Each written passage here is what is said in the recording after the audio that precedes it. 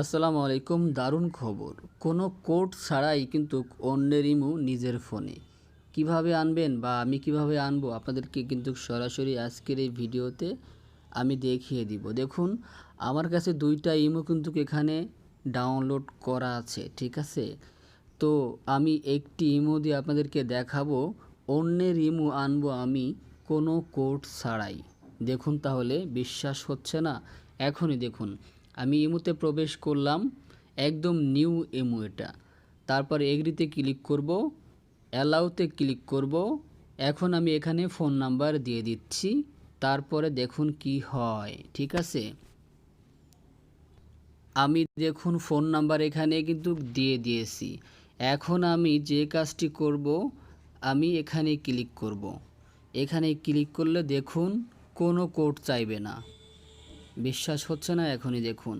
তারপর ওকেতে ক্লিক করব, তারপর ওয়ান মোমেন্ট অ্যালাউতে ক্লিক করব।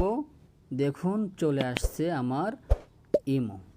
দেখুন এখানে কিন্তু ইমো চলে আসছে। বিশ্বাস হয়েছে আপনাদের? কোনো কোড ছাড়াই কিন্তু আমি ইমো নিয়ে আসছি, কোনো কোড ছাড়া, একদম কোনো কোড চাই নাই। আসলে এই কাজটা আমি কিভাবে করলাম সেটা আপনাদেরকে এখন আমি বলতেছি। দেখুন, আপনি যদি কোনো একটা ডিভাইসে বা কোনো একটা ফোনে আপনি যদি ইমো ব্যবহার করেন, মানে যে ইমোটা ব্যবহার করেন সবসময়ের জন্য, প্রথম একবার লগ ইন করবেন।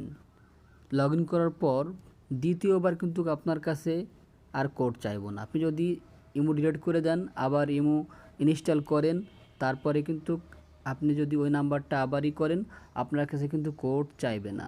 এই কারণে বলছিলাম, যে কারো ইমো জাস্ট একবার খালি কোড আনবেন, দ্বিতীয়বার আর আপনার কোড আনার কোনো দরকার নাই। শুধু লগ ইন করবেন আর ইমো চলে আসবে।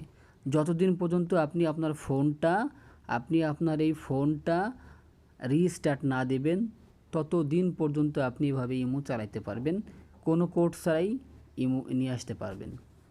বুঝাইতে পারছি? যদি বুঝতে অসুবিধা হয় অবশ্যই কমেন্ট বক্সে লিখবেন। আজকের এই ভিডিওটা কিন্তু খুবই গুরুত্বপূর্ণ ছিল। ভালো লাগলে অবশ্যই লাইক করবেন, সাবস্ক্রাইব করবেন, আর পরবর্তী ভিডিও অবশ্যই দেখবেন। আল্লাহ হাফেজ।